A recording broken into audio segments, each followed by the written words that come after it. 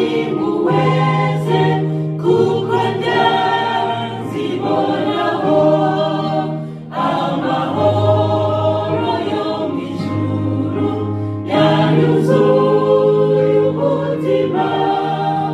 Sinzatinya na hatoya kuko Yesu anyobora.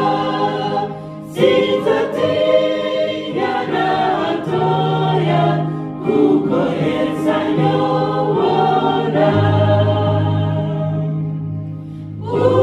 Umukiza aranyobora akanampumuriza iyo ngeze mu makuba.